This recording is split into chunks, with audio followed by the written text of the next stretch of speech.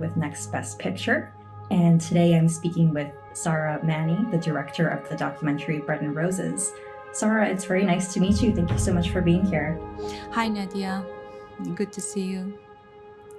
So this is one of the most powerful documentaries that I have seen. It's the resilience and the resistance of the Afghan women in this film are so incredibly moving. And through the very existence of your film, their voices are being seen and heard. So I firstly wanted to thank you for your resilience and for making this film. Thank you. So in reading about your experience, Sahra, in Afghanistan and the connections that you've made with the women who could not leave, I had read that you had been archiving videos of what was happening to them in real time and teaching them how to film themselves. And I wanted to start by asking you about your introduction to these women and how you connected with them. I start when Kabul collapsed. I was thinking, what can I do as a filmmaker to help my country and the people who left behind? So then I find out that the best thing is to provide women who were the sole breadwinner of their families, because they lost their job and they have kids to feed. So I started working with two charities, one charity called La Dogs in Germany, Cologne, and the other one, People Help in Spain. So through this charity, I met so many wonderful women, and we help them with their urgent needs. And then after some times, they start sending me videos about their daily lives and about how they organizing meeting to go out and do demonstration against Taliban rule, and how they tried so hard to take back their rights that taken away from them. So in the beginning, I decided to archive these videos in the purpose of having kind of archive of history of women movement in this difficult situation. But later on, I find out that they trusted me as a filmmaker to raise their voice in larger scale. Luckily, when Jennifer Lawrence expressed her willingness to support this project, I think the magic happened, because then we were able to organize a team on ground, training several protagonists that they were engaged, and also having cameraman, camera woman, and start the process more seriously.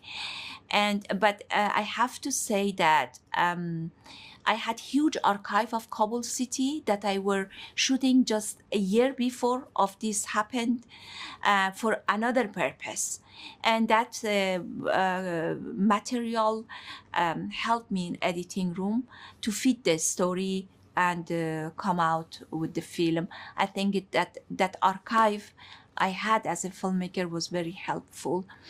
And then I'm so proud and so honored that women of Afghanistan, they trusted us and they shared their stories with us. And I think they are wise enough to understand that the only way of resilience is to raise their voice and use their that small opportunity they have, their cell phone, to save their life. Mm-hmm. This film certainly gives a platform for the rest of the world to know their stories and what's happening. And in speaking of those women, there's a focus on three women's stories in particular throughout the course of this film: Zara, Taranam, and Sharifa. How did you decide on involving their particular stories, particularly a younger generation of Afghan women, to kind of carry us through? It was very important for me to focus on young and modern and educated generation of my country, to show how they work so hard to arrive in this stage, to be able to dedicate their talent, their ability to the society. and build the future of Afghanistan and be the future of Afghanistan. But by returning Taliban to the power, there is no future for women and girls in this country. And I believe in general there is no future, because when you erase half of this population and make them invisible, how it's hope for the future of the country without being women involved in all decision making and all position that lead the future of the country. That exactly Taliban doing right now. They erase women and girls from all section of social and political and economy activity in country. It's happening in real time, and what's so powerful about your film and these voices is that we're getting the magnitude of different perspectives on the ground as well. Women who are joining the demonstrations, women who have no choice but to stay, women who are fleeing, women who want to be active but can't leave home. And it really shows that every day is a form of resistance, every single moment. And that was incredibly powerful. Every single moment, exactly. Yeah. Also, what was your reaction to when you heard the support of producers like Jennifer Lawrence and Justine Ciarochi, in addition to executive producer Malala, who wanted to lend their support to telling of this story? I had been traveling a few days before the collapse of Kabul to attend the film festival in Europe, and I had no idea that I will not be able to go back home again. So, and when these things happened, that we lost our country, and plus that a few days when people went to Kabul airport, there were bombing happened, and we lost countless people in that bombing in airport, and we lost friends and people we know, and all these things, being Afghan, not be able, Afghan artists, women, not being able to go back home, and then not being able to do anything, like for me, that I decide to dedicate my life to tell the story of Afghan people. It was a very stressful time, devastating time. So I was thinking, what can I do? So imagine in this situation that you feel that the whole world turn blind their eyes to the situation. Someone call you and saying, if you want to make a film, we will help you. Of course, you don't believe it. So when the first email arrived, I just thought it's spam. So because I was under so much stress. And then when the second email arrived from the producer, I did a little search and I find out, oh, it's true. There are people who care about the situation. There are people who want to make a change and help women of Afghanistan. And it was really, for me, I was feeling overjoyed to know that she's care about women, and we're gonna make film that I love it, and I really enjoy of being in this position, that someone telling me, can you make a film about these things or that. So, but of course it was not easy to make a film in that situation, especially as a filmmaker. I was not able to go Afghanistan.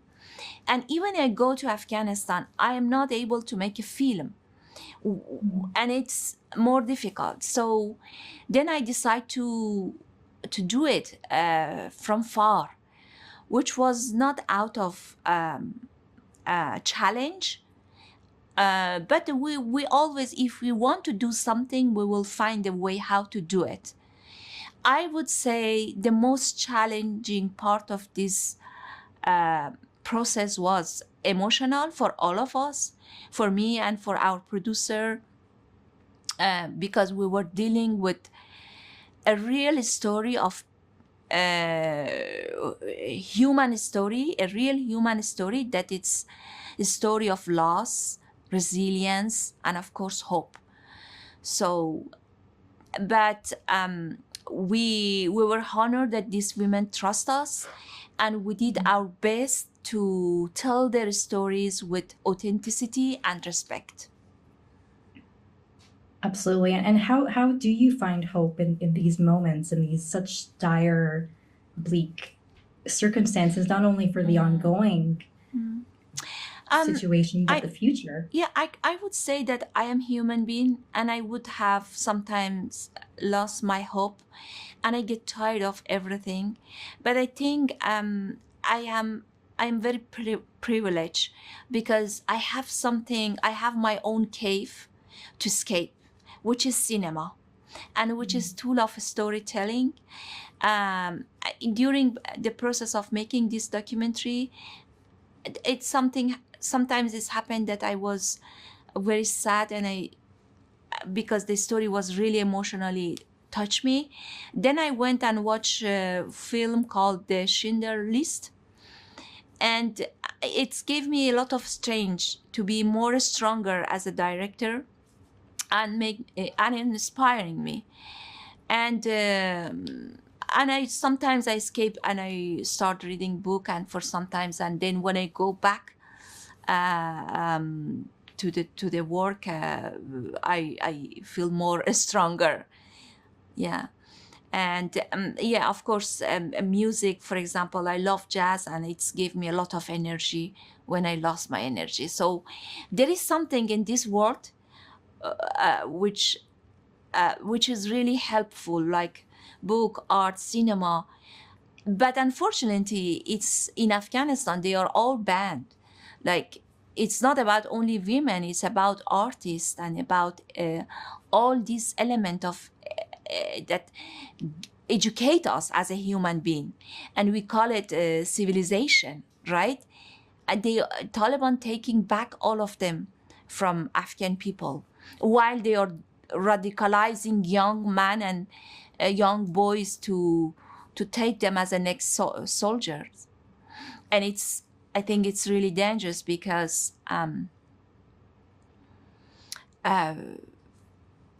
like, what's gonna happen to our world in the future, when we have so many of Taliban members keep growing up. And in that case, it's not Afghan women's problems, it's gonna be the world's problems, I believe. Yes, absolutely. And this film is incredibly vital to the rest of the world to see. And I know that we're reaching close to the end of our time together here, but I just wanted to ask you, for the people who will be watching Bread and Roses from around the world, what is your hope and recommendation for those who've seen it and want to take action? I think the most important thing is that we all want, Afghan women really want that gender apartheid in Afghanistan get recognized. And what Taliban doing in Afghanistan, they have to hold accountability for the crime they have done against Afghan women. And we need more people to pressure on their government that that codify the gender apartheid, first of all, and stand for Afghan women's, and echo the voice of Afghan women as louder as we can do. Taliban wants Afghan women to be erased from society, but this film make them visible, and which Taliban doesn't want. But we can use the Bread and Roses as a tool to bring change to Afghan society, and have solidarity with them. And it could be anything anyone who watch this film, they can do so much, like raising the voice, donating to the charity who are working for Afghan women, or when you read a book, when you watch a film about Afghanistan, or when you write a Twitter about Afghanistan, they are all could be a kind of solidarity. Which is an incredibly hopeful note to end on, that solidarity. Sahra, thank you so, so much for your time and for making this very, very powerful and necessary film. Thank you so much. Thank you.